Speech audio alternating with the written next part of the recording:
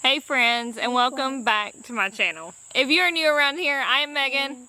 This is my 3-year-old Declan. Today I have a life update with y'all, some information about some deaths we've had on the homestead, what's going on with Kenneth, stuff like that. So if you haven't been following along, that's okay. Stay tuned, watch and see what's been going on. Maybe it'll help you get through the tough times that you have on your homestead. I have a few funny bloopers of Declan that I will put at the end of this video, and hopefully that will put you in a better mood before you finish the video, because I do have some kind of sad things that I need to talk to y'all about and update y'all on. As a YouTuber and somebody who wants to share their whole life with you, sometimes things don't always go according to plan. Sometimes things go really, really wrong. And I want to be able to share those times with you also. So this is going to be one of those times. I will start at the least sad. I will update on Kenneth and how he's doing with his hand, what's going on there. Then I have some kind of sad news for our family in our area.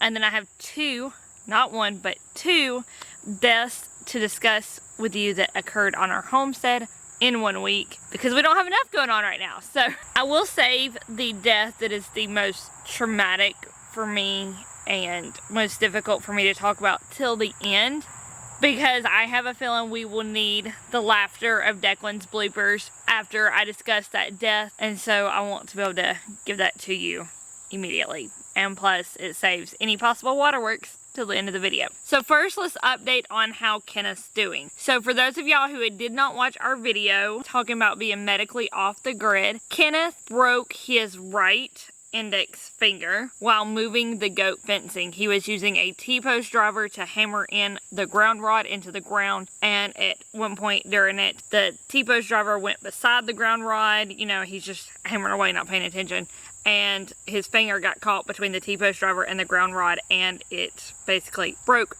the bone. This bone, the middle, this one. But the way that he broke it was not repairable by cast or splint, and the bones are like this, and because of the way the tendon is pulling on this bone, it keeps pulling this way. So every time he flexes this hand or something, it pulls on that bone and pulls it this way, and there's no way for them to straighten it with a cast or a splint. Kenneth has surgery in the morning at 6 a.m. So by the time you watch this video on Wednesday, tomorrow, he should be out of surgery by that point in time, I am hoping. If not, something is taking way too long. This video should go live at about 10 a.m. That's 4 hours after he has to be there. So hopefully he's done with surgery at that point and everything went well. I will update on that in the comments. I love you, Mom. I love you, buddy. Mommy's gonna finish talking though. I will update on that in the comments down below so you know how his surgery went.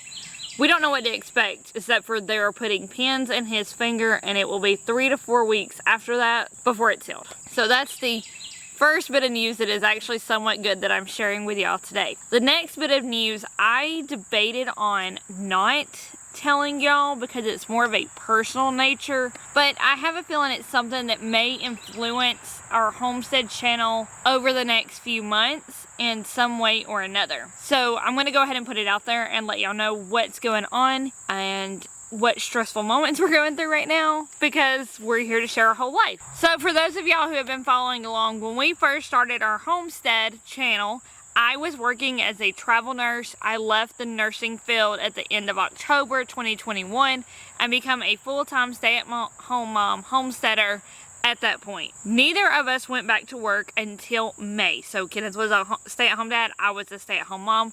That way we could really focus on putting all of our energies into getting our homestead up and running. Now, we saved for like a year to make that possible, so don't think we just had this money laying around to allow us to do that. That was the plan from the get-go, and so we had saved and saved and saved for us to have the money to cover that time period, so neither of us had to work and we could focus on the homestead. But eventually, like with all good things, it had to come to an end, and Kenneth went back to work. Kenneth's profession is that he is maintenance in a carpet facility. That is what he has done. It's what he did before we started full-time traveling, before we started homesteading and stuff. So he went back to work in a carpet facility doing that job. Unfortunately, at the beginning of this month, right before everything else started going on, we got the news that they are closing the plant that Kenneth works at. Unless we were willing to relocate to another state, he will lose his job, along with 600 other families.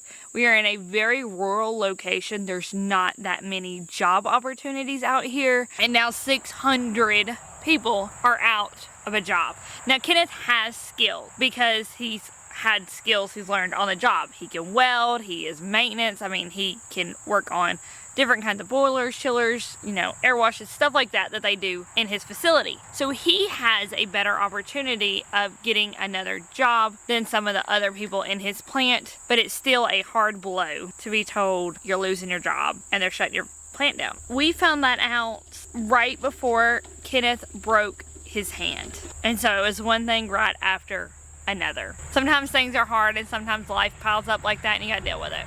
So I'm only letting y'all know that because, for one, we share our life with y'all and that is a huge portion of our life. But it also may impact the channel, depending on what happens from there, what Kenneth's new schedule is if he gets another job, or if I go back to the hospital field and I start working. Different things like that may impact our video, and so it may impact y'all as well. The next thing we had going on is actually our most recent death. If you watched my video recently where I was breeding meat rabbits, you could see in that video that our white adult veteran meat rabbit, we've had her for almost a year, pretty girl, looked fine, looked completely healthy, no concerns. She did not show any concerns. Her body condition was good. Everything was fantastic, I thought. I attempted to breed her with a new virgin buck. He didn't quite get it figured out. I guess about 4 days after they bred, Declan came up to me and told me the rabbit's not moving. And at that point in time, I automatically assume they're dead if you're told your rabbit's not moving. So I run over to the pen, and she was alive, but she literally was not moving. She was just sitting there staring off into space, which is not right, especially during feeding time. She is always the first one at the door to eat. She loves her food. She wasn't moving, and I had food right there. She knew it was feeding time. She'd already seen me out feeding the rabbits, but again, she wasn't moving. So I was very, very concerned just starting off, and I go and pick her up. She never tried to move away from me or anything, which sometimes she don't. She lets us pet her and stuff, so I wasn't terribly concerned at that point. But even when I picked her up, she was still. And eventually, you know, petting her, talking to her, she would move her feet and stuff, but something wasn't quite right with her, and I couldn't figure it out to begin with. I immediately separated her out into her quarantine pen. I did a full head to toe check on her. I didn't notice any blood anywhere, any injuries. She could move all 4 of her feet. No signs of diarrhea or anything. I didn't really notice any bloating, but I did notice she had dropped weight bad. She was way underweight at this point.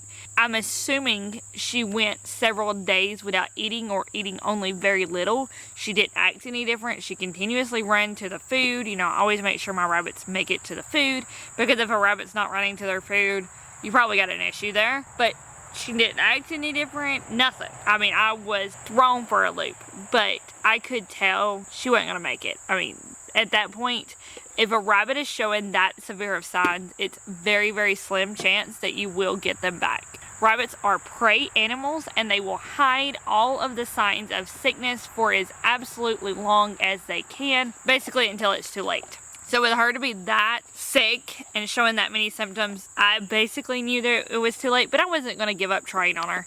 So I separated her out, put her water, gave her some oats and sunflower seeds because she was so malnourished. If I could get her to eat some of those, I could get some really good calories into her, and they are some of her favorites. So if anything was going to entice her to eat, those would have done it. Also picked a few of her favorite weeds just to see if I could get her to eat something, and I tried nothing. I put them all near her in the quarantine pen, put her right on top of it, so she barely even had to move her head to get water or food or something, and still nothing. I had her in the shade in case she was hot. I mean, I was just going through the list of what it could be, but I could not save her. and that always sucks. She is our first adult rabbit loss. She is one of our original rabbits that we started out with, and so it really, really hits home that we lost her. I know if you watched that video, you probably heard me say that we were going to cull her after this breeding season anyways, but it's different when you make the choice to end that life than it is to have them be sick and you not be able to save them, or at least it is for me. I always want to save my animals if they're sick or injured or something if I can. If I can't, I am prepared to cull them, but I always try to save them first, and it really hits home when I just can't sometimes. She passed away that night. I know this is probably going to be weird to some of y'all. The next morning when we woke up, it was raining, so as soon as the rain stopped, I did go out and open her up to see if I could figure out what was going on with her. And what we found was she had an intestinal blockage. So the lower half of her GI tract did not have any food in it, and everything above it was very, very swollen, where food had been trying but could not pass through. Now, us feeding a natural diet, I have questioned whether I wasn't providing enough fiber. They always had water available. I mean, she got a lot of different food sources and stuff, so neither of those should have been an issue. I have walked my yard many, many times to see if maybe there was a weed that come up with the changing of the seasons and stuff, and I didn't recognize it or didn't notice it and maybe had fed it to her and it was toxic. But again, I have not found a cause for it, and sometimes things like that just happen and there's nothing you can do about it. That was kind of a hard loss. So that was actually the second death we experienced for the week, but the least traumatic, because in my eyes, she was livestock, and while it sucks when you can't save livestock, and it does hurt your heart, especially if you try to save them and you can't, there's a difference in your brain between a livestock and a pet. At least there is in mine. So it sucked, but it was not like heart-wrenching, heartbreaking type deal, you know. The last death I have to tell you about, and if you are on my Instagram or you are on my Facebook and you've seen my Facebook stories, you probably already suspect that this is the last death I wanted to talk to you about. If you're not on there, I cried on my Instagram and Facebook stories, just like emotionally begging people for prayers to help my family through this. It was that traumatic for me. Our sweet, sweet kittens, if you remember back, we got Peach and we got Daisy. They are sisters, little kittens. They're about 4 months old now. The other day, well, I guess it's been almost a week ago now. I just haven't been able to bring myself to make this video. It was like a normal day. No difference. I got up in the morning, did animal chores, stuff like that. Let the kittens out because they are indoor-outdoor cats. Let them play. You know, nothing out of the usual. And Kenneth needed to go to the gas station to get gas for something, the generator, the lawnmower, something like that. I don't know. So he goes to get in the truck, goes to leave the homestead. I'm inside at this point doing some computer work. I hear him crank the truck, but he never left, and he turned the truck back off, and then I hear him yelling, and at first I didn't think anything of it. I thought he forgot something. He wanted me to bring it to him or something, and I went, you know, hollering back at him. I was like, what? And I heard him yell again, but he never come to the door, and at that point I knew something was wrong. Declan was inside, so I knew it wasn't him, but something wasn't right. So I tell Declan to stay inside, and I go outside to see what's going on, and Kenneth tells me there's a kitten stuck in the truck. And that has been like my worst fear since we've gotten these kittens, because they get up into everything. They're always under the RV and stuff like that. And we've gotten into the habit of honking the horn before we leave, just kind of scare them away. I don't know if he was in a hurry, he didn't honk the horn. I don't know if he honked the horn and she didn't move because she's gotten used to it. I don't know. But it was an accident. Nobody's at fault, nobody's at blame. And the kitten was stuck in the truck. So we couldn't find her at first. He had popped the hood. We were on top of the truck. We could hear her calling, but we couldn't see her. And we get under the truck, and I'm like covered in grease, like reaching up into the motor portion of the truck, trying to feel her, trying to touch her all the time, terrified that I'm about to stick my hand into something like wet blood or something, but I could hear her calling, so I knew she was alive. She was crying. It was like this deep cry. And I finally found her. She had wedged herself between the radiator at the front of the truck was right here, and the fan was right here, and she was in between them. So the fan blade and the radiator, and she was sitting in between them. And so what we're assuming happened is she had crawled up in there and had maybe been sleeping or something. And when he started the truck, or maybe when he honked the horn, maybe she was trying to get out or something, and she just didn't get out in time or whatever. When he started the truck and the fan blade started moving, it hit her. Luckily, he noticed it immediately. He shut off the truck. I mean, he just heard a noise and just knew, because we're always on the lookout for kittens and trying to figure out where they're at before we leave anywhere, because we know they like to climb in things. So I'm thankful he just knew. He immediately shut the truck off. He didn't like continue on to the store or anything. And so we spent 30 minutes with him with one hand trying to take apart the top of the truck and pull hoses off and stuff to get down into her, and me like trying to call her out, begging her to come out, trying to pull her out through the fan blade, like move her body. I could tell something was seriously wrong, because she would move her head and stuff, but she wouldn't stand. And I could tell when she stuck her head out, like she had blood coming off the side of her face. So I knew something was wrong. She was definitely hurt. After 30 minutes of me trying, under the truck, on top of the truck, trying everything I can to get her out, I'm like begging her to come out. And eventually she crawled her way out somehow. I will never know how she did it. It was like a last force of will, I guess, but she did climb her own way out somehow. As soon as she touched down at the ground, I knew immediately her right leg was broken. Like, it was just dangling, like you knew it was broken.